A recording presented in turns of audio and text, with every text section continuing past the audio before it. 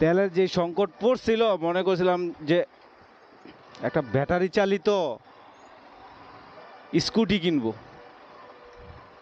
Office থেকে যাব আর office থেকে আসব, রাত্রে চার্জ দিব, সকালে চালাবো।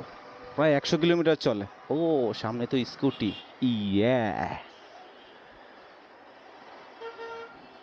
না, সামনে স্কুটি এই জন্য বলতেছি না, তেলের যে সংকট ছিল ভাই।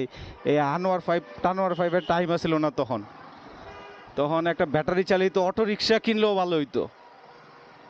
4 ঘন্টা 5 ঘন্টা লাইনে দাঁড়ায় ফুয়েল না নিয়ে রাত্রে চার্জ দিব, সকালবেলা চালাবো।